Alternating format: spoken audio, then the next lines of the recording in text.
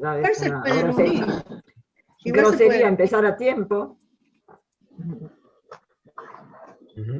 Pero sí, quizá podríamos empezar ya diciendo, yo sé que para David es una hora muy tardía, entonces mejor no atrasarse ni un minuto. Quizá podríamos empezar recordando un poco el momento en que dejamos nuestra lectura la vez pasada.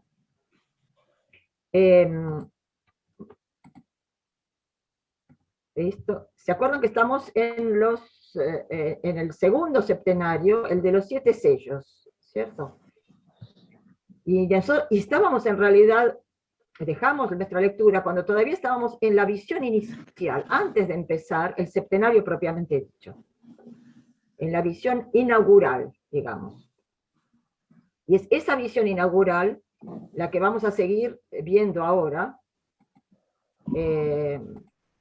Perdón. Quizás recuerden ustedes esta imagen, sí, y los dos textos que aparecen, de los cuales hablamos, el de Jacques Ellul y el de Jacques, en el que se habla de qué es este libro que está en la mano derecha del que está sentado en el trono. Elsa, ¿querés que deje de compartir pantalla de vez en cuando? Va bien, va bien. No sé si... Va bien, va bien. ¿Va bien? Sí. Bueno, muy bien, muchas gracias. Perdonen, pero son los elementos de articulación entre la tarea de Elsa y la mía, que es la primera vez que la hacemos y por eso a veces tenemos que ponernos un poco más de acuerdo. Entonces, estábamos en ese libro misterioso, que para algunos exégetas significa, sobre todo los exégetas modernos, significa toda la historia del mundo, el contenido de toda la historia que está en la mano derecha del Padre. Y para los padres de la Iglesia, y la exégesis un poco más antigua, significa fundamentalmente el Antiguo Testamento. Es ese libro, con 7 sellos, lo último que vimos de esta visión. Y entonces vamos a seguir el texto, y veremos que inmediatamente después de la presentación de este libro, se introduce una escena teatral, con un ángel que anuncia, un vidente lloroso, y un anciano que consuela. Y el texto dice así: yo veo un ángel vigoroso, clama con gran voz, ¿quién es digno de abrir el libro y desatar los sellos? Nadie puede, ni en el cielo, ni en la tierra, ni bajo la tierra, abrir el libro y mirarlo. Y yo lloro mucho, porque no hay nadie que sea digno de abrir el libro y mirarlo. Uno de los ancianos me dice: no llores.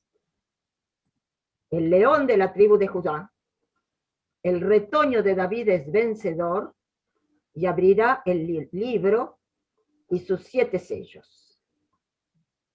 Esta imagen que ustedes ven acá es un vitral de Chagall, que está en Jerusalén justamente, y me gustó poner esto, es una sinagoga de Jerusalén, donde Chagall hizo un vitral para cada una de las tribus. Este es Judá.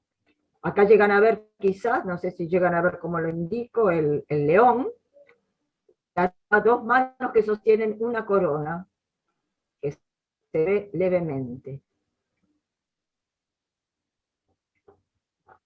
El león de la tribu de Judá, el retoño de David es vencedor y abrirá el libro y sus 7 sellos.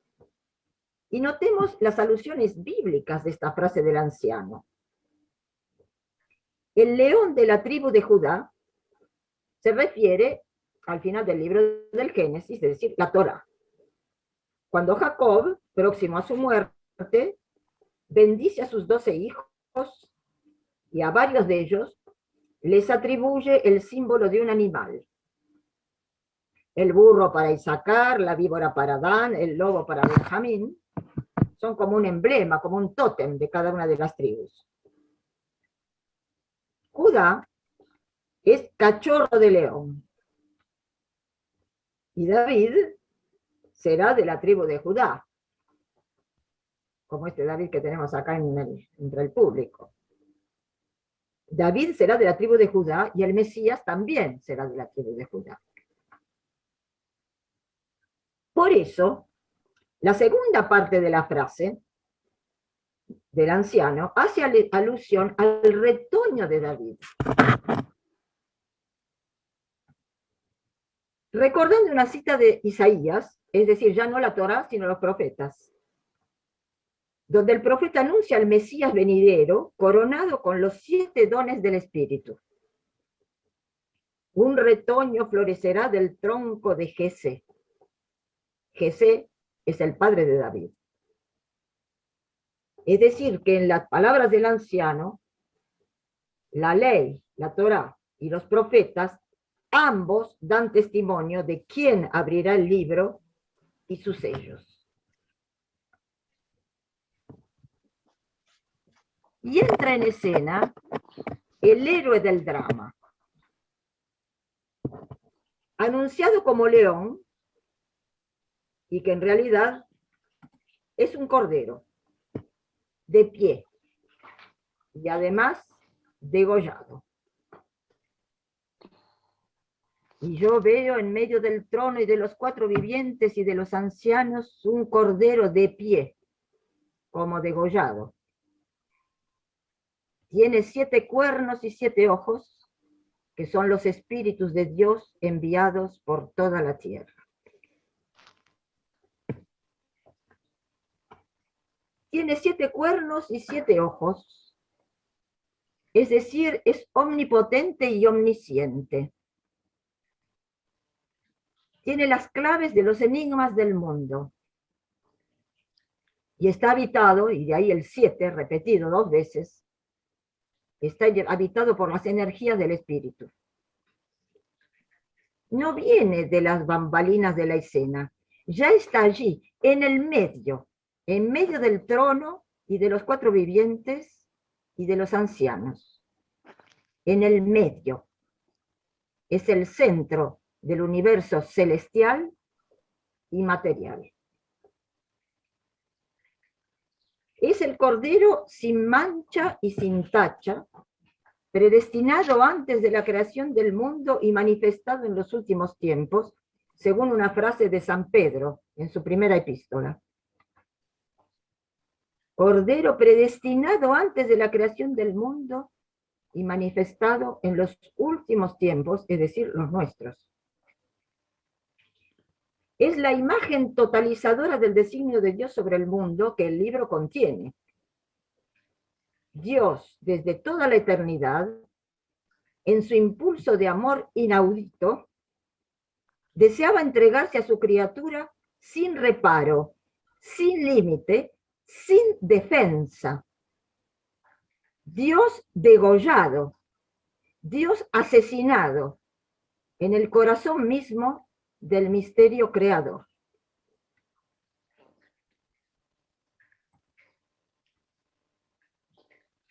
El Targum arameo del sacrificio de Isaac lo sabía ya antes de Jesús. No sé si todos saben qué es un Targum. Por las dudas puedo hacer una brevísima explicación. Targum es una palabra... Clara. ¿Cómo? No, que no sabía. Perfecto, muy bien. Hola, Javier. El Targum es una palabra aramea que significa traducción.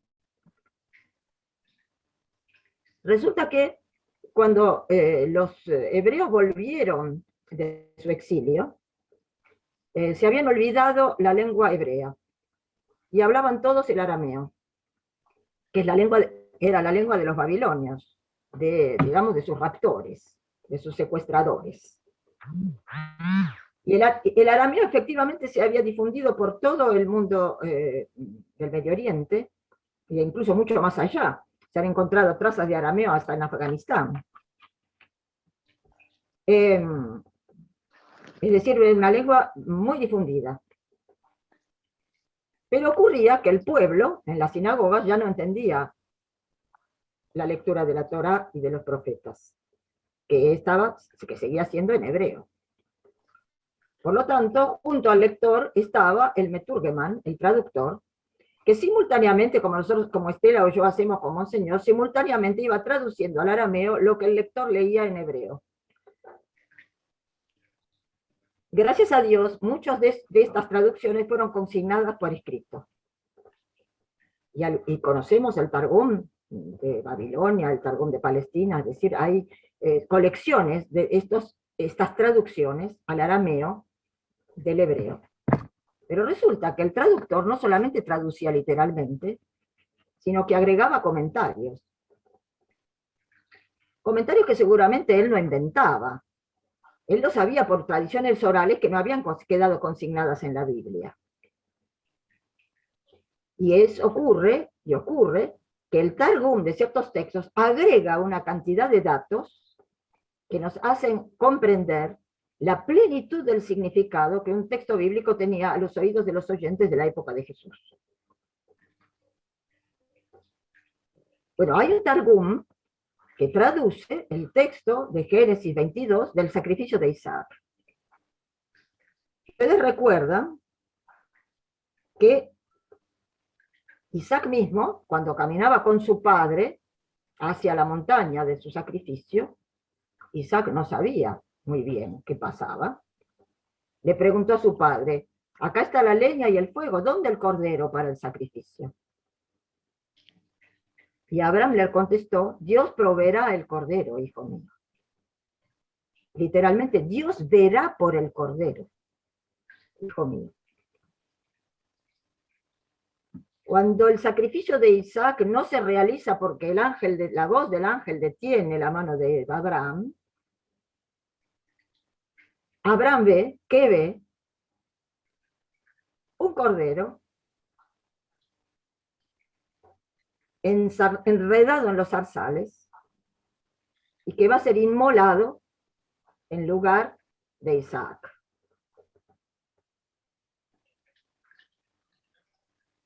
Ese es el verdadero cordero del sacrificio, no Isaac.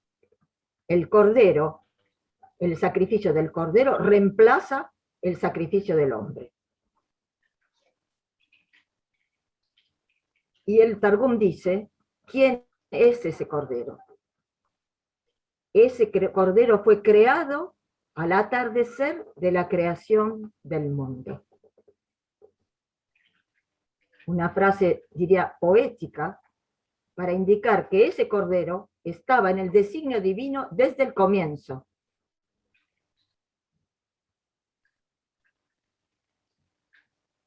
Este cordero que vemos ahora en el Apocalipsis nos recuerda, por supuesto, también al cordero que lleva el pecado del mundo, como lo había profetizado San Juan Bautista. Es el cordero convertido en chivo expiatorio, portador de todos los males del pueblo, a quien después de haber simbólicamente cargado con esos males, se abandonaba en el desierto para que muriera, según el relato del Levítico.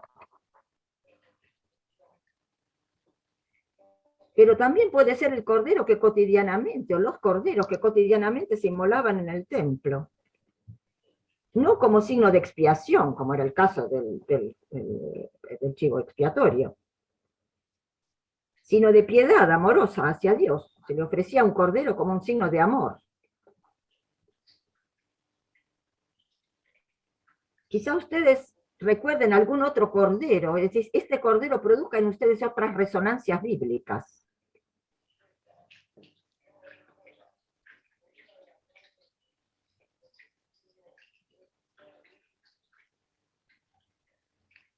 Yo por lo menos recuerdo una. El servidor sufriente de Isaías se entregaba a la muerte como una oveja que llevan al matadero, porque se había cargado con nuestros dolores. Ese servidor que la tradición de la Iglesia desde el comienzo asimila a Jesucristo. Y no sé si recuerdan algún otro cordero.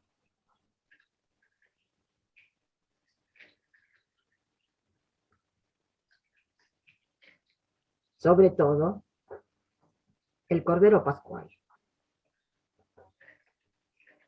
Recuerdan que los hebreos en Egipto debían inmolar un cordero, y con la sangre del cordero debían marcar los dinteles de las puertas para que el ángel exterminador pasara de largo. Pasara, la Pascua, es el paso de la Pascua, de ahí viene la palabra Pascua. Es la sangre del cordero la que libró a los hijos de Israel de la exterminación, y que al mismo tiempo les permitió la liberación, porque gracias a eso pudieron irse de la esclavitud de Egipto. Juan es el único de los evangelistas que nota que Jesús fue crucificado en el momento en que en el templo se sacrificaban los corderos para la comida pascual, para el seder pascual. En el mismo momento en que se sacrificaban los corderos, Jesús moría en la cruz a la puerta de la ciudad.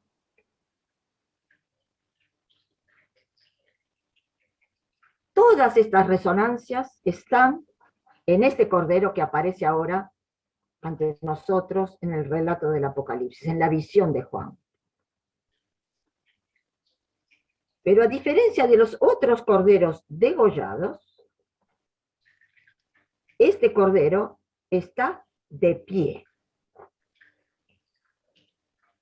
Degollado y de pie, es decir, resucitado, victorioso.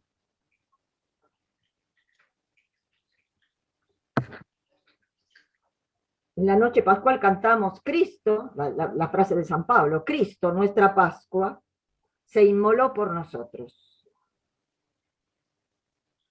Nuestra Pascua, es decir, nuestro Cordero Pascual. Y en las estrofas de San Juan Damasceno decimos, como Cordero de un año, el Cristo se inmoló libremente por todos. Nuestra Pascua purificadora. Y más lejos, oh Pascua grande y sagrada, oh Cristo, oh sabiduría. La sabiduría de la mansedumbre del Cordero degollado, pero de pie.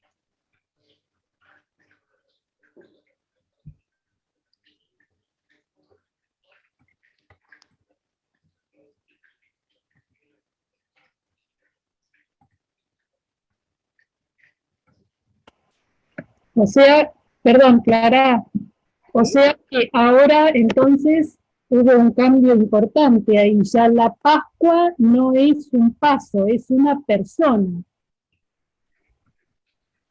La Pascua siempre va a significar paso. De hecho, nosotros lo que decimos, de la muerte a la vida, de la tierra al cielo, Cristo Dios nos ha llevado cantando el himno de la victoria. Es un paso. Paso de la muerte a la vida, de la tierra al cielo. Eso fue cumplido por Jesucristo y Él nos arrastra en ese mismo paso, a todos. ¿Queda claro, Estela? Sí, solo que en todos los ejemplos que diste, lo que vamos cantando en la Pascua se refiere al Cristo. Entonces el Cristo, la Pascua ya es una persona también, además de un paso. Correcto. Era eso. Sí, no solamente una persona y un paso, sino también el Cordero mismo. Cuando San Pablo dice, Cristo nuestra Pascua, quiere decir nuestro Cordero Pascual. Al Cordero Pascual se lo llamaba Pascua. Okay. Cuando decimos, oh Pascua grande y sagrada, oh Cristo, es evidente que estamos empleando la palabra Pascua para aplicarla a Jesucristo mismo. ¿De acuerdo? Son todos niveles de significación de la palabra Pascua. Correcto. Y si Cristo es el camino de la Pascua, de ese pasaje también. Del paso. Del paso. Sí, gracias, Enrique.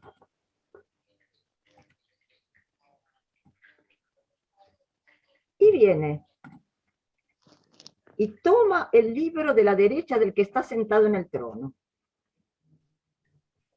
Cuando toma el libro, los 4 vivientes y los 24 ancianos se prosternan ante el Cordero.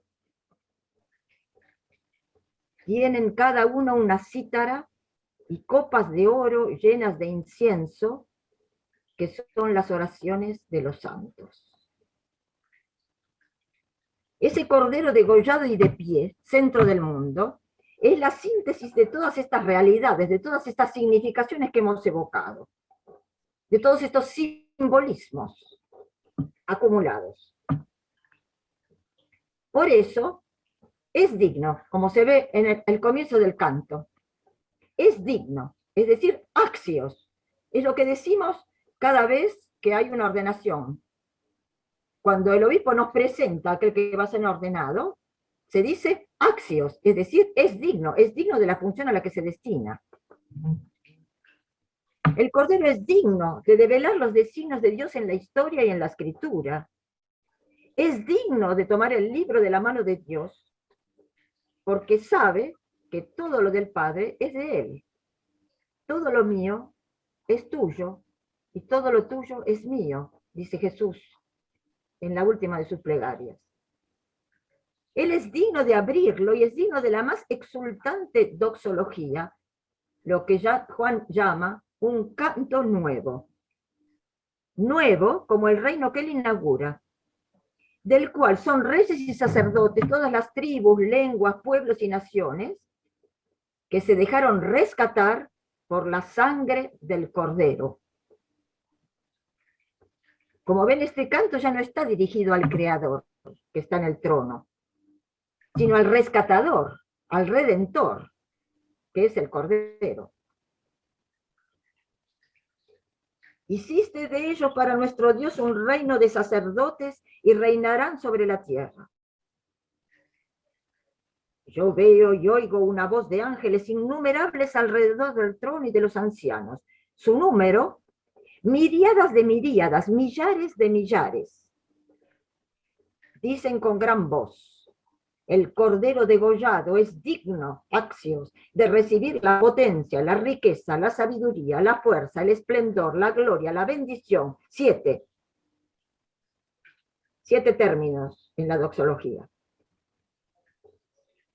Y a toda criatura que está en el cielo, sobre la tierra y bajo la tierra, le oigo decir: al que está sentado sobre el trono y al Cordero, la bendición, el esplendor, la gloria y el poder en los siglos de los siglos.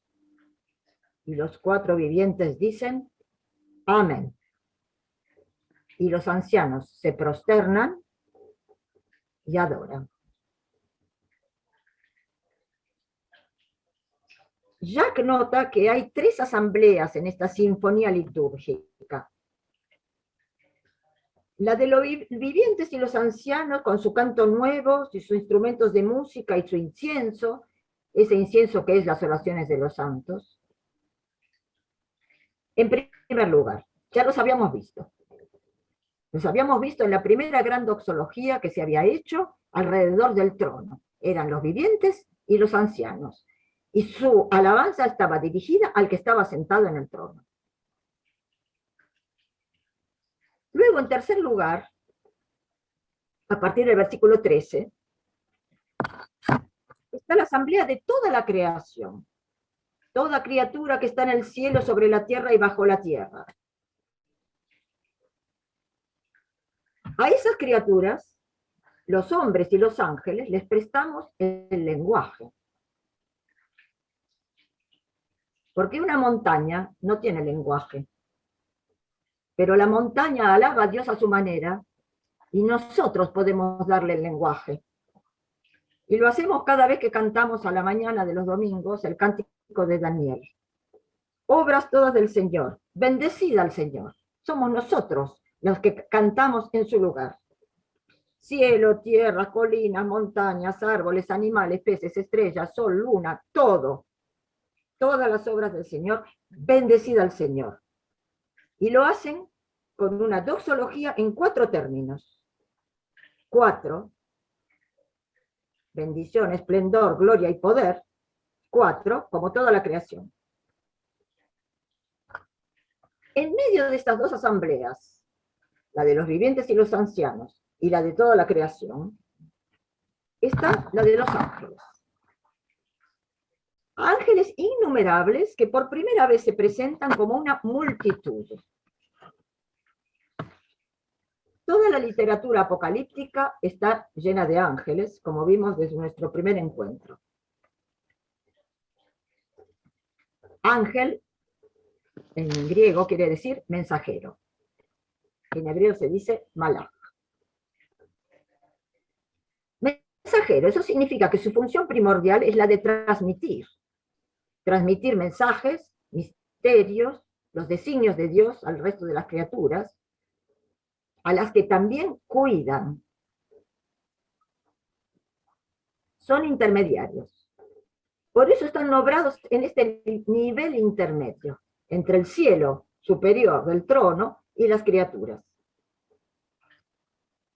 Ellos anuncian, todos los anuncios, la anunciación, por ejemplo, fue un ángel, la anunciación de Juan Bautista fue un ángel, anuncian, previenen, cumplen los deseos de Dios y lo acompañan a Dios. Estaban presentes en Belén, en la noche de Navidad. Le dieron a comer a Jesús después de la tentación. Estaban presentes para reconfortarlo en el momento de su agonía en Getsemaní. Se hicieron ver a las mujeres que llegaban con perfumes a la tumba del Señor. Ven cómo los ángeles están en los momentos claves de la vida de Jesús. En el Apocalipsis los vimos aparecer, quizás en las cartas a las 7 iglesias. ¿Recuerdan cuando Enrique nos leyó las cartas? Cada carta se iniciaba al ángel de la iglesia de Tiatira, Éfeso, Filadelfia, al ángel de. Y Enrique nos explicó que ese ángel podía querer significar el obispo de la iglesia. Pero también puede ser el ángel invisible que protege cada una de las iglesias. Orígenes dice que cada iglesia, cada comunidad eclesial, tiene 2 ángeles, uno visible, que es el obispo, y otro invisible, que es este del cual estamos hablando. Lo veremos aparecer en el Apocalipsis en todos los septenarios próximos, con trompetas, copas, libros, piedras, anunciando lo que sucederá, clamando los diversos aspectos o momentos del designio de Dios. Según la literatura apocalíptica, y un poco eso se ve después en el Apocalipsis, lo vamos a ver a lo largo de todo el texto, hay ángeles que vigilan los manantiales, que vigilan los bosques, los árboles, las flores, y a cada uno de los seres humanos. Son esos que en la piedad popular se llama el ángel de la guarda. Hay ángeles que protegen a los pueblos, como Miguel protege al pueblo de Israel. A esos ángeles en general se los llama arcángeles. Hay ángeles que preservan la estabilidad del cosmos, que es lo que San Dionisio la Areopagita llama los tronos. Hay otros que ya hemos visto, los querubines, los cuatro vivientes, que vigilan las leyes del cosmos, que son, de alguna manera, esas leyes. Y hay ángeles destinados a la pura contemplación, y son los serafines. Esos que cantan, santo, santo, santo el Señor Dios Sabaoth. Y es con ellos con quienes cantamos en cada liturgia, en cada plegaria eucarística, con ellos cantamos este canto que Isaías oyó. Muchos de estos datos, de los que yo les he hablado recién, sobre los ángeles, no están en el Antiguo Testamento. Pertenecen a la literatura apocalíptica. Y a través de ella pasaron al Nuevo Testamento, como en el Apocalipsis. Pero no solo. No solo el Evangelio y el Apocalipsis hablan de ángeles. También San Pablo, muchas veces. En Efesios, en Colosenses, en la primera a los tesalonicenses. Incluso les da nombres de jerarquías, principados, potencias, energías, etc. En la epístola a los hebreos, en las 2 epístolas de Pedro. Y así entraron en toda la tradición de la Iglesia, hasta las especulaciones sublimes de San Dionisio el Areopagita del siglo V.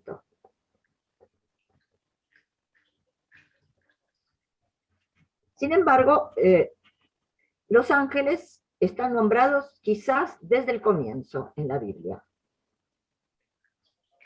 Esos cielos a los que hemos subido con Juan al comienzo de este septenario, quizás lo recuerdan, el comienzo de esta visión, cuando Juan ve una puerta abierta en el cielo y una voz le dice, sube. Esos cielos a los que Juan sube están llenos de ángeles. Porque el mundo espiritual e invisible, para los que no somos videntes, es muy complejo. Y es inmenso. Incluso hay quienes dicen que los cielos son los ángeles. Y que cuando Dios crea los cielos y la tierra, en el primer versículo de toda la Biblia, en el principio Dios crea los cielos y la tierra, esos cielos son los ángeles, de cuya creación no se habla en el resto del relato. Su número es tan inmenso que está en proporción de 99 con respecto al 1, que es el mundo visible. Es decir, que su número es tan grande que es casi infinito. Cosa que no dice San Juan en esta visión. Dice su número, millares de millares, miríadas de miríadas. No dice que es infinito, pero que es inmenso. San Juan de Saint-Denis dice, el universo cósmico no es más que una mota de polvo en el océano ilimitado del mundo angélico. Y este mundo angélico no es más que el filo de una punta de lanza hacia la inmensidad divina. Como ven, es una inmensa masa luminosa y viviente. Viviente, viviente como los vivientes, viviente como el viviente que está sentado en el trono.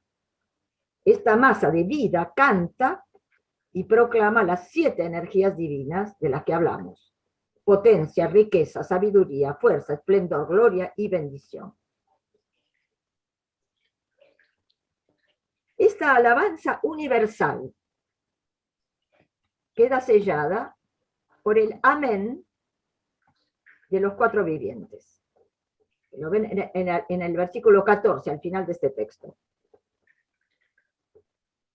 Eran ellos los que habían comenzado esta liturgia de adoración cantando el trisagio en el capítulo anterior.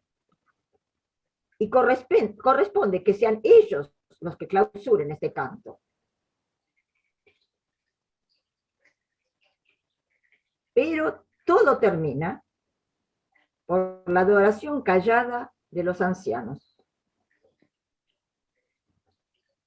Porque toda alabanza debe terminar en su fuente, el corazón adorante y silencioso.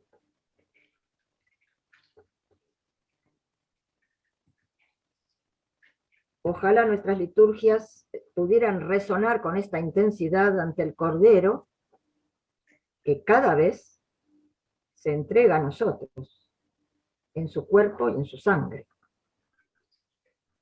degollado y resucitado.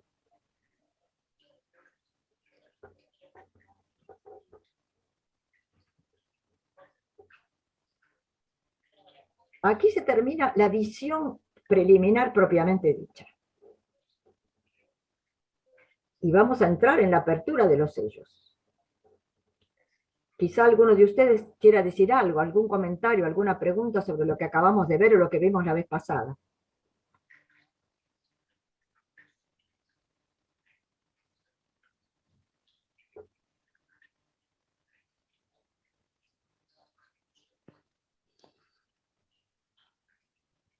Silenciosos como los sí, silenciosos como los ancianos, sí, sí. Yo te quería preguntar, Clara, no sé, ¿se escucha? Sí, sí, Mirta, sí. Sí, los 24 ancianos, digamos, o sea, todo lo demás lo explicaste que podrían ser ángeles, ¿no? Ahora, ¿estos ancianos qué serían? ¿Son también parte, no pertenecen al mundo angélico? Sí. No, para nada. De estos ancianos hablamos la vez pasada, porque ya aparecieron la vez pasada. Sí. En la primera parte de la visión, lo que veíamos era el trono, con los 4 vivientes, y alrededor del trono, y alrededor del trono, 24 ancianos. Lo más interesante es que estos ancianos son seres humanos, son sabios, son los santos del Antiguo Testamento o del Nuevo. Hay quienes dicen que son las 12 tribus y los 12 apóstoles. Algo pasa con alguien que tiene problemas con el audio. Bueno. A ver. Pues, ¿va? ¿Me oís, Mirta?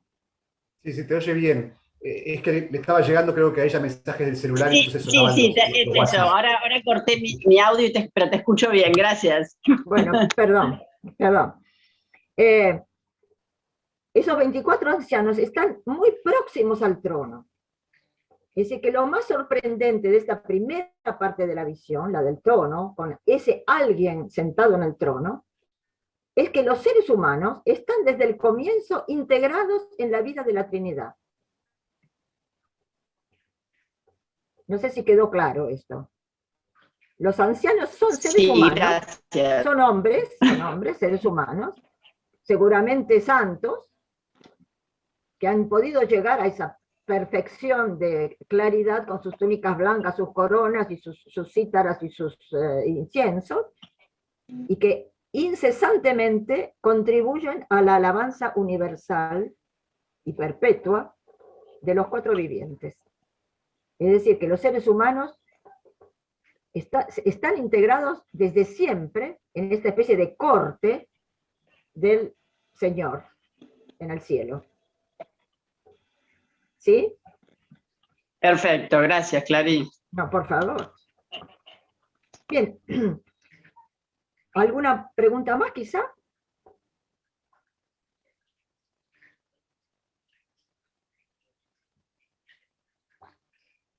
Entonces nos lanzamos con coraje en los sellos, de los cuales vamos a ver hoy los 4 primeros. Después de esta bienaventuranza que acabamos de leer, con el Cordero como centro, entramos en el combate, en la adversidad, si quieren. La adversidad para los hombres y también para Dios. Porque no olvidemos, como ya lo vimos cuando hablamos del libro, que la historia de Dios entre comillas, la vida de Dios, ahora y desde siempre, está en la tierra, está en la historia. ¿Recuerdan quizás la voz que le ordenó a Juan subir hacia el cielo, de la cual hablamos recién? No solo le ordenó subir, también agregó: te mostraré lo que sucederá. Ahora bien, esos sucesos recién se presentan ahora, después de la grandiosa liturgia que hemos presenciado. En una escenografía grandiosa, el Cordero empieza a abrir los sellos. Yo veo, cuando el Cordero abre el primero de los 7 sellos, oigo al primero de los 4 vivientes, que con voz de trueno dice: ven. Yo veo, y he aquí, un caballo blanco. El que lo monta tiene un arco. Se le dio una corona. sale vencedor y para vencer. Cuando abre el segundo sello, oigo al segundo viviente que dice, ven. Sale otro caballo, rojo. Al que lo monta se le dio quitar la paz de la tierra para que los hombres se degollaran unos a otros. Y se le dio una gran espada. Cuando abre el tercer sello, oigo al tercer viviente que dice, ven. Yo veo y he aquí un caballo negro. El que lo monta tiene en su mano una balanza.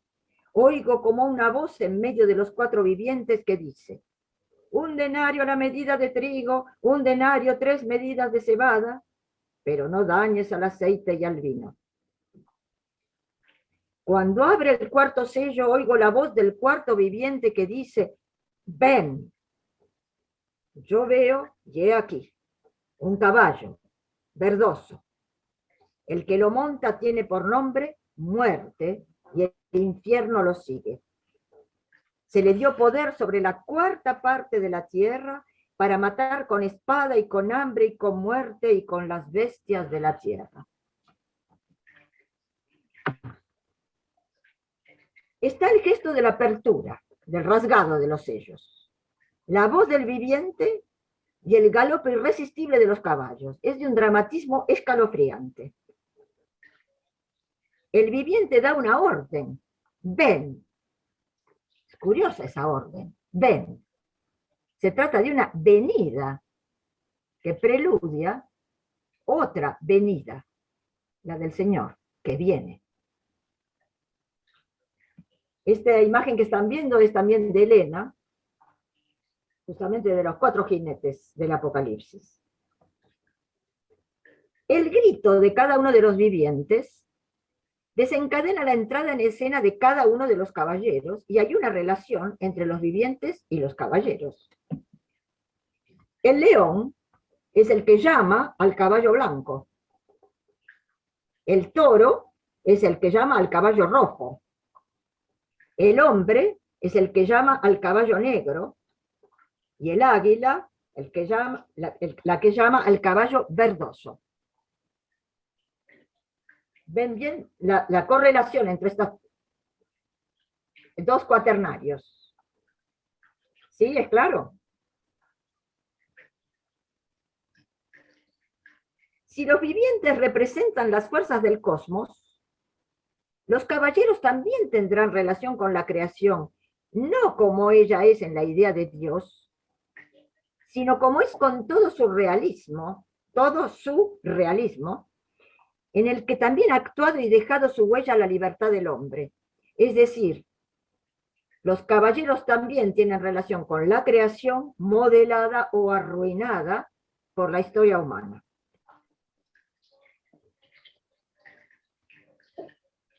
Un texto de Zacarías inspira este relato. He tenido una visión en la noche. Un hombre que montaba un caballo rojo. Estaba de pie entre los mirtos que hay en la hondonada. Detrás de él, caballos rojos, alazanes, negros y blancos. Yo dije, ¿quiénes son estos, señor mío?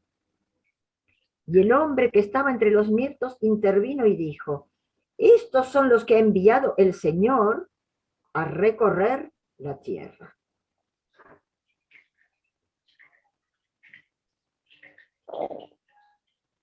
Volviendo al Apocalipsis, la interpretación de cada uno de los caballeros y de los caballos es unánime con respecto a los 3 últimos sellos, es decir, el caballo rojo, el caballo negro y el caballo verdoso. No sé si quieren que deje este texto ante ustedes para que podamos seguir trabajándolo. Puede ser. El caballo rojo y el caballero que lo monta, que quita la paz de la tierra y que tiene una espada, es la guerra. El caballo negro y el caballero con la balanza que lo monta, es la hambruna. Porque el que lo monta tiene una balanza para medir los alimentos. Y dice, 1 denario la medida de trigo, 1 denario 3 medidas de cebada, y es un precio exorbitante. Es decir, el caballero es la inflación, digamos. Representa la inflación monetaria. Es por lo tanto la hambruna y quizá la economía en su faz más sombría, esa especie de mercado negro. Por 1 denario te doy trigo, para el que pueda comprarlo. Por 1 denario te doy 3 medidas de cebada, para el que pueda comprarlo. Sin embargo, su poder es limitado. No dañes al aceite y al vino.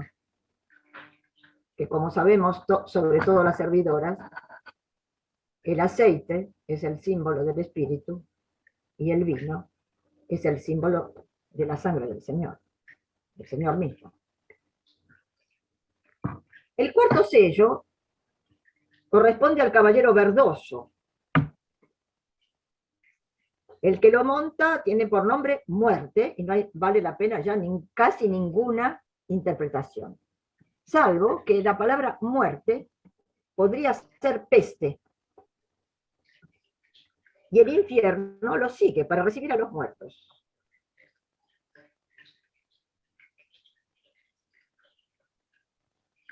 Guerra, hambre y peste son los flagelos bíblicos, como lo dice Ezequiel. En su capítulo 6 dice, ¡ay por todas las execrables abominaciones de la casa de Israel, que va a caer por la espada, el hambre y la peste! Está la espada afuera, la peste y el hambre adentro. Estos 3 caballeros, 2º, 3º y 4º, corresponden a las fuerzas cósmicas de la creación representadas por los vivientes, pero en su reverso de perversión. Al caballero rojo lo llamó el toro. El animal del sacrificio se convierte en guerra. Al caballo negro lo llamó el hombre. El hombre, síntesis de la materia y el espíritu, se convierte en economía de especulación, de mercado negro y de hambre. El águila de las alturas proféticas y luminosas se convierte en corrupción y peste, y finalmente muerte e infierno. Son las fuerzas constantes y aparentemente inevitables de la historia.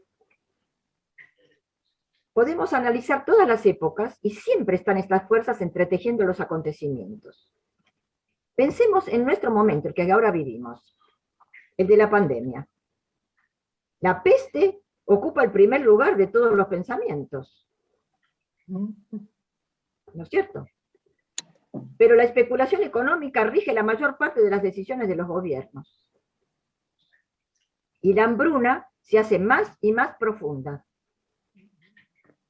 Y la guerra estalla en Medio Oriente o en África como consecuencia no solo de esa guerra perpetua y subterránea que emerge de vez en cuando, esos caballeros que recorren la tierra, sino también proviene de la debilidad y el desorden suscitado por los otros 2 caballeros, el hambre y la peste. No debemos alarmarnos. Siempre fue así y siempre será así mientras el mundo subsista tal como lo conocemos. Pero el poder de estas fuerzas es limitado. No pueden tocar ni el aceite ni el vino, ya lo vimos, y solo pueden actuar sobre una 1/4 parte de la tierra. Es el límite que se les pone al final.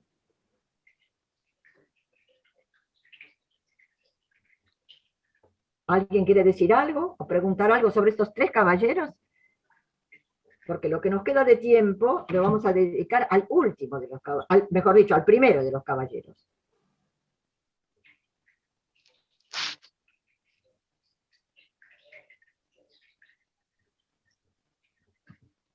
¿Seguimos entonces?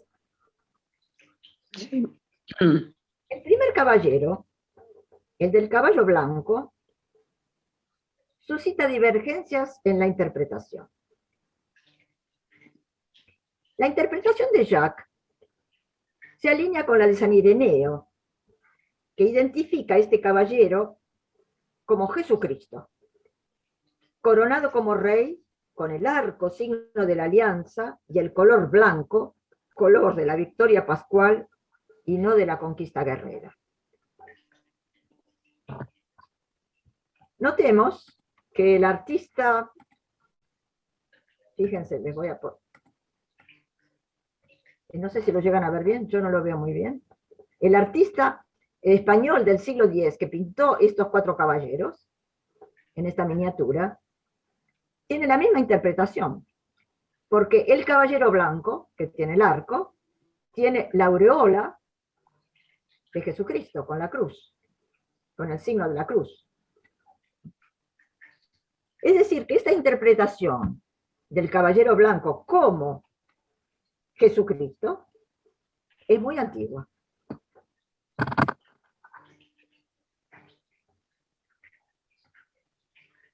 Quizá alguien pueda leer este texto para no ser yo la que habla todo el tiempo. Es un texto de Jacques. Bueno, ¿crees que lo lea yo? Cualquiera que lo quiera leer, sí. Más lejos, en capítulo 19, 11, 16, sobre el mismo caballo blanco será llamado Verbo de Dios, Rey de Reyes y Señor de Señores. Otro indicio muestra este paralelismo entre ambos caballeros blancos. Forman el contenido de la 9ª visión de Juan y de la 34ª, 9ª antes de la última. Las visiones están cuidadosamente repartidas, 21 entre los 3 primeros septenarios y 21 entre los 4 últimos. Quien llama a ese caballo blanco es el primer viviente, el que se asemeja a un león. Uno de los ancianos, llamado León, vencedor de la tribu de Judá, al Cordero inmolado.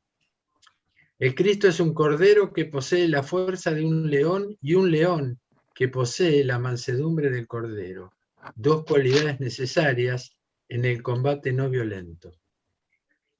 El caballero blanco, vencedor desde la resurrección y vencedor luego en su iglesia, porta la fuerza de la palabra de Dios, creadora y salvadora. Él es el Verbo en persona.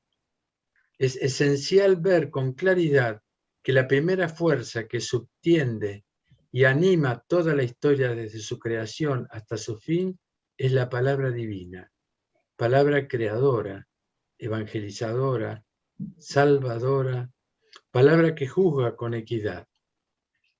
Comprendemos por qué el Verbo Cristo parte primero, sin él no existiría la reacción de los otros 3 caballeros.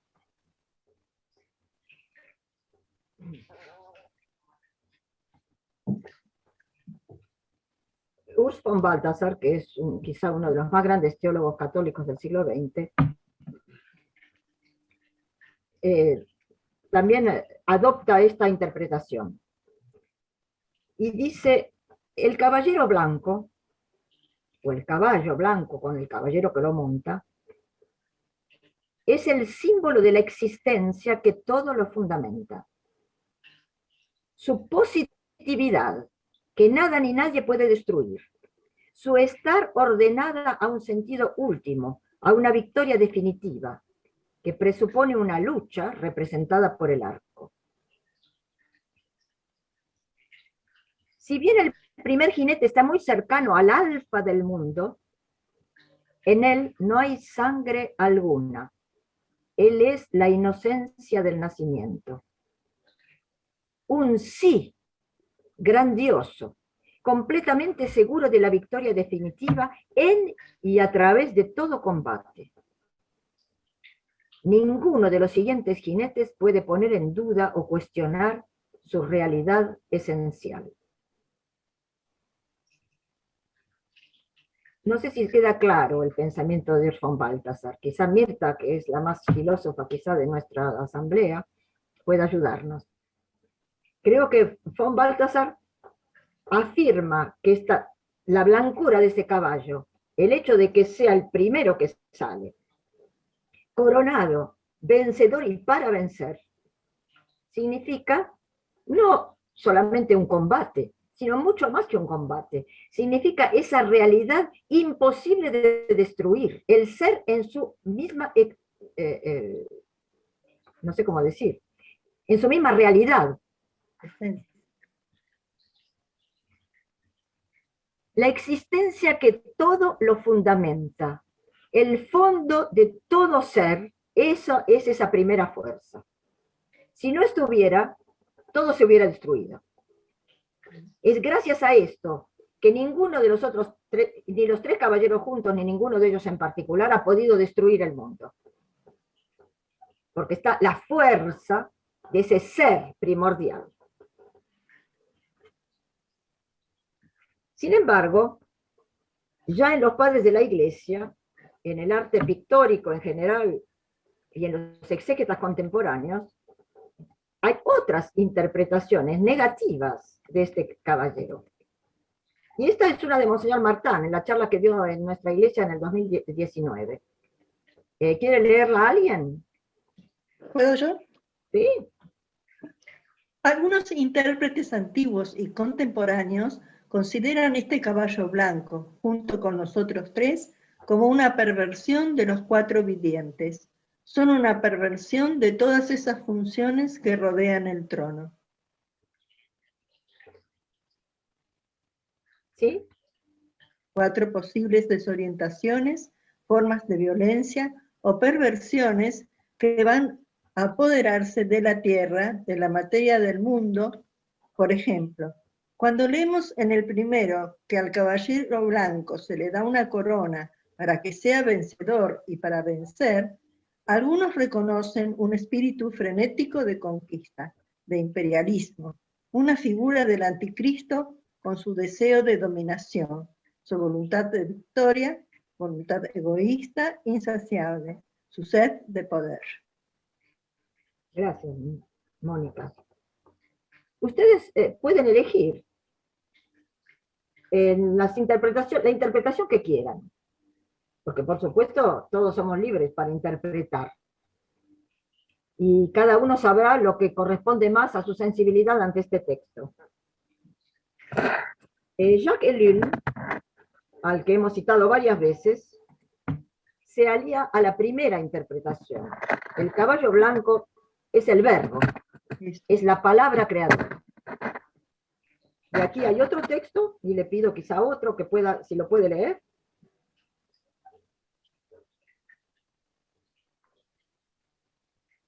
Los cuatro caballeros son los cuatro primeros componentes de la historia. Su número es limitado, 4 y solo 4.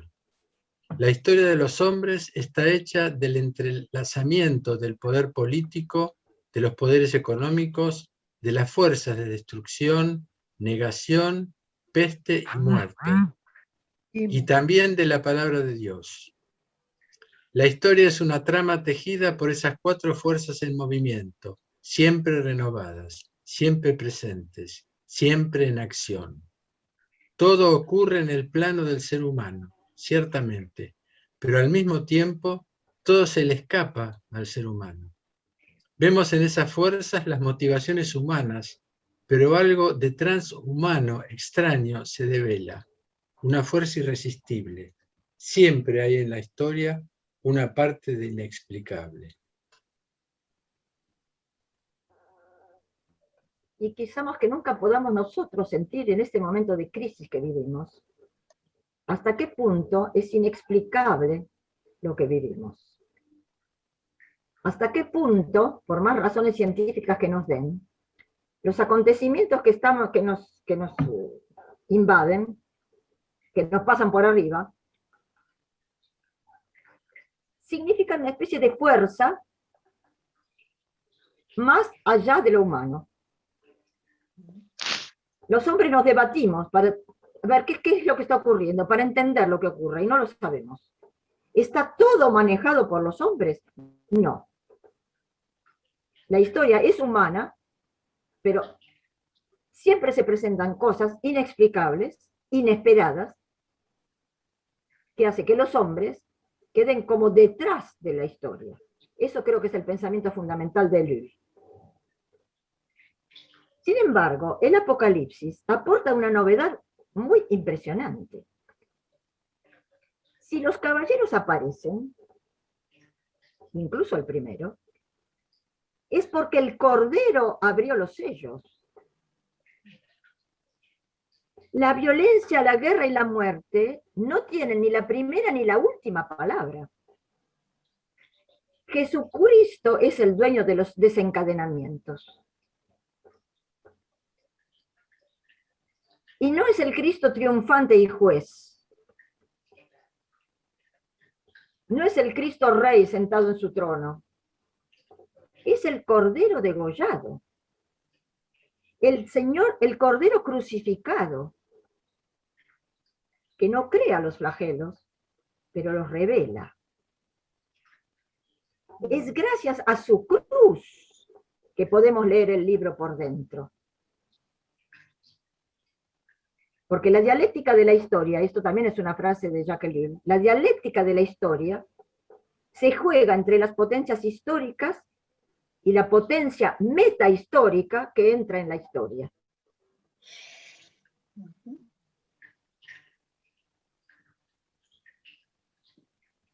La potencia, yo diría, agrego yo, la potencia metahistórica de la mansedumbre del Cordero, del don de sí mismo que hace el Cordero. Esa potencia es la más fuerte de toda la historia. Y eso nos lo dice el Apocalipsis por ese simple gesto de abrir el sello. Él es el único digno de abrir los sellos, nos han dicho antes, axios, único digno de abrir los sellos, porque por tu sangre has rescatado a todo el mundo. Esa fuerza entra en la historia y la transfigura. Y roguemos que el Cordero nos permita transfigurar este tiempo de peste y de hambruna que nos toca vivir en una ocasión de conversión, de ofrenda y de adoración hacia Él, degollado y resucitado.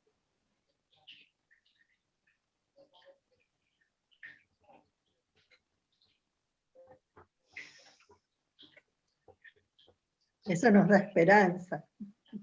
Sí. Es por eso que creímos necesario hablar del Apocalipsis y leer el Apocalipsis en este tiempo. Porque el Apocalipsis es la afirmación absoluta de la presencia de Dios a través de todo lo que ocurre en la historia, no solamente su presencia acompañando, consolando, sosteniendo, sino transformando.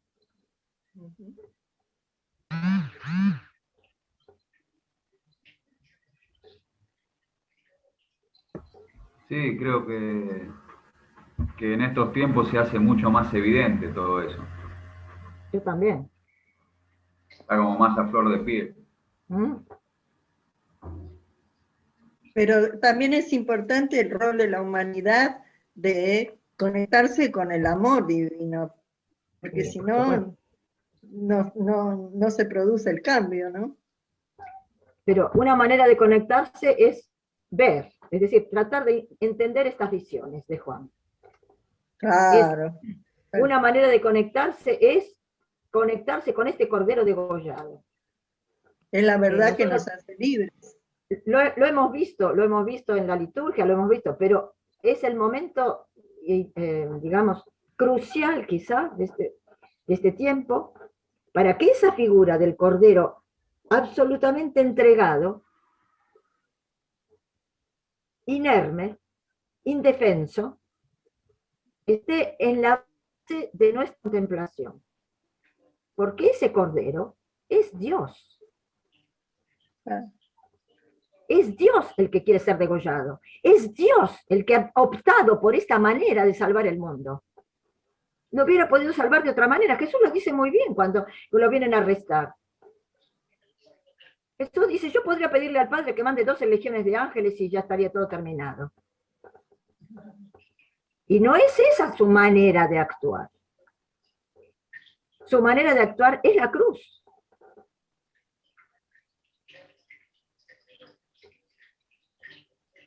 Y creo que los cristianos mismos no hemos asimilado lo suficiente este accionar divino, esta manera de hacer de Dios.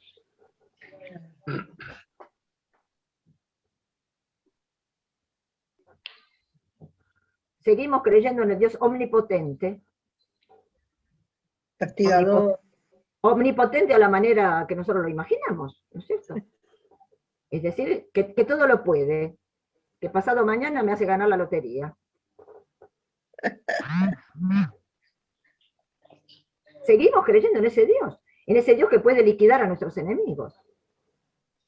Seguimos creyendo en ese Dios a pesar de esta presencia del Cordero degollado, que es el único capaz de abrir los sellos y de salvar al mundo.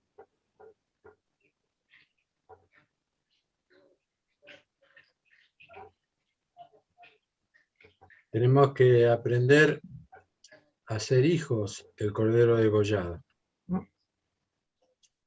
Y ser un hijo degollado es aceptar ser degollado, que es mucho más difícil. Cargar con el peso del mundo, cargar con el peso de las responsabilidades, cargar con el trabajo, con lo que a uno no le gusta, y disfrutar también, y de concretar el trabajo enorme que es la liturgia, que hoy nos fue mostrada en esta visión maravillosa. Y que tampoco nosotros tenemos mucha conciencia de que cuando estamos haciendo la liturgia, que no sé si les pasó a ustedes, pero yo encontré 20 textos que cantamos en la liturgia, en estos textos. No sé si 20, pero un montón. Y eso es el fruto de un tremendo trabajo. No es que nos juntamos, se juntan todos o nos juntamos y cantamos maravillosamente. Eso es dar amor. Es el amor de dar la vida por los amigos, como es el nuevo mandamiento que el Señor nos da. Pero es una manera alegre, feliz, profundamente espiritual de dar la vida. No sé, es tontera lo que estoy diciendo, pero... Y el Hay ejemplo muchas son maneras. los Muchas cristianos. maneras, por supuesto. El ejemplo son los cristianos que murieron en la arena cantando, Sí. porque creían Y que siguen muriendo, ¿eh? Que siguen muriendo, porque sigue habiendo mártires cristianos, y no solamente cristianos, también judíos y también de todas partes, y además de víctimas, ¿no es cierto? Claro, pero Mártires y hay víctimas, hay que distinguir entre los dos, pero lo sigue habiendo, todos los días hay mártires. el temple ese que tuvieron, de que no iban al sacrificio, sino iban a la salvación. ¿no? Sí. Eso es el ejemplo, ¿no? Sí, eso nos gusta mucho verlo y estamos Sí, contentos de sí. saberlo. El problema es cuando nos tocan directamente, ¿no es cierto? Y bueno, no hay que tener Pero, miedo. pero pienso que una de las razones por las cuales ellos iban con esa alegría al martirio físico, no solamente al martirio cotidiano, digamos, ¿no? el testimonio, martirio quiere decir testimonio, ¿no? Es porque habían contemplado profundamente a este cordero degollado. Claro. Y Sí. sabían que ese cordero degollado es el que tiene la victoria. Claro. Porque la última palabra va a ser la de Dios. Y la última palabra de Dios es, he aquí, hago todo nuevo. Claro. Lo último que dice en el Apocalipsis es, hago todo nuevo. Es decir, la última palabra de Dios es la renovación total de su creación. No va a dejar que ni una sola hoja se pierda. Ni una sola florcita del campo. Como Mucho diría menos ni Juliana uno solo de Nardi. nosotros, de los seres humanos. Perdón, sí. No, pero decía, sumaba, como diría Juliana de Norwich, todo va a estar bien. Eso es un mantra que ella repetía permanentemente, todo va a estar bien. Exactamente. Y eso es lo que cada día, cada instante, a cada momento, y que incluso a cada momento de desaliento durante esta pandemia, debemos repetir, todo estará bien, porque el Cordero degollado es él el que es digno de abrir el sello de la historia. También esta historia que estamos viviendo ahora. Ujú. Así es. También pensaba que es un signo fuerte, ¿no? Muy decidor, me parece, esto de que se estén suspendiendo las liturgias. Bueno, eso es un signo de la debilidad de los cristianos y de las iglesias. Y para debilitar el vínculo con Dios, es como que disminuye la Pero fe. dejaron hacer. Sí, pero dejaron hacer. Por otra Las parte, Perdón, perdón. perdón. Anda, Enrique, perdón. No, ellos dieron el mandato. Ahora, la obediencia depende de las iglesias. Porque después van a dar otros mandatos también. El mandato va a ser que está prohibido la comunión, que está prohibido decir Cristo resucitó. Es decir, pueden mandar lo que quieran, pero nosotros tenemos la libertad también de decidir lo que queramos y asumir el costo de eso. Porque no hay obediencia debida en el mundo espiritual. Gracias a Dios. Sí, esa obediencia debida a Dios. Sí. Yo lo llamaría obediencia natural, porque nosotros fuimos formados en la obediencia. Después hicimos el cambio. La obediencia natural es. La vida natural es la obediencia. Nosotros cuando nacimos, Dios no nos pidió permiso. Nacimos. Y al principio de Anda hacía todo lo que Dios quería. Hacía esto, iba, lo hacía. Y de repente ahí empezó a tener su autonomía. Y ahí, chao, sonamos. Bueno, pero la historia se va cerrando desde Adán hasta el nuevo Adán. Estamos en la otra punta de la Biblia. Son las 9:15.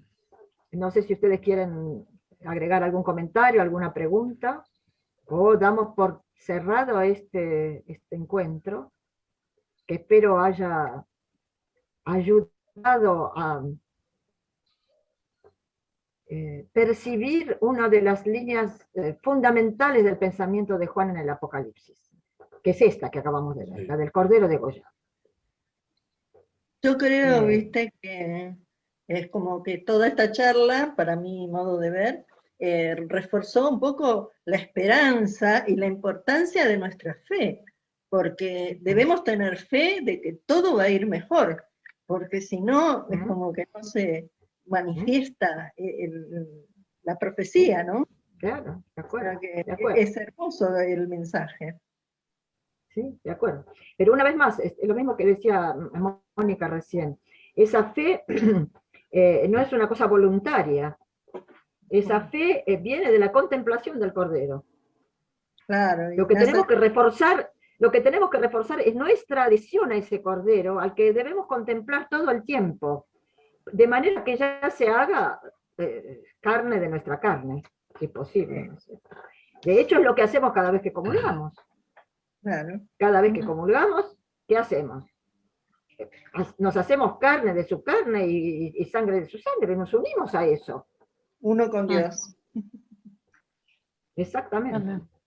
Como dice San Juan Crisóstomo, somos concorporales y consanguíneos con el Cristo resucitado, cada vez que comulgamos. Eso es lo que hay que poner, digamos, nuestra fe debe basarse en esa realidad. No es un acto de voluntad, es un acto de realidad. Repetí, Clara, que no se te escuchó. Un acto de Realidad y no un acto de voluntad. Es ver lo que es.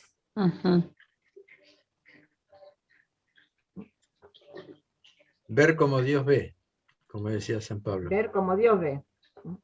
Con amor. A veces un poquito enojado también, ¿eh? No, Tiene sus razones. Por eso. Pero es con amor, pero no es siempre, ay, te amo, hijo, no. Bueno, Deja que problemas. pasen estas cosas. Deja que pasen estas cosas. pero Sí. siempre enfrentando el problema con serenidad y confianza en que Dios te está ayudando en todo momento. Y como decía, Que nunca- en las cartas, con resistencia. Con resistencia. Y la fuerza, viste, y la mansedumbre unidas. Exactamente. Me encantó. Bueno, Clara, te agradezco Bueno, muchísimo. No, por favor, no. Nos encontramos, quería recordar que hoy es el día de los querubines. Y me pareció maravilloso que habláramos de los querubines, porque en nuestra iglesia, todos los días que van de la Ascensión a Pentecostés, que son 9 días, en cada uno de esos días se festeja uno de los coros angélicos. Y hoy estamos en el día de los querubines, y me pareció maravilloso que habláramos tanto de los ángeles justo hoy, el día de los querubines, y que estuviéramos rodeados de ángeles en estos momentos. Vamos a estarlo a lo largo de todo el Apocalipsis, pero bueno, como hoy se presentó por primera vez la multitud de los ángeles, quise hablar un poco más de ellos, y quizá es una de las temáticas inmensas que podríamos abarcar en algún momento, aparte de otras temáticas como una que le interesa mucho a Mirta, que es la temática del mal y de la violencia en el mundo y en la Biblia. Pero bueno, eso lo veremos probablemente en el 4º septenario, cuando aparezcan las bestias y el dragón. Gracias a todos por su atención, por su presencia. Muchas gracias. Es maravilloso que nos encontremos. Gracias a vos, Clara. Que nos encontremos regularmente. Para esto nos volvemos a encontrar el próximo jueves para terminar este septenario con los 2 últimos sellos, y espero que la charla sea un poco más breve que la de hoy. Es decir, que nos podamos liberar. Yo no espero eso. Yo no espero. No esperan. No, tal cual. Apoyo a Gracias, Enrique. Gracias. Clara. Gracias, Clara. Los felicito por la Gracias. resistencia, los felicito por la resistencia. Buenísima la charla. Buenísima la charla, gracias. Chao. Mil gracias. Gracias. Muchas gracias.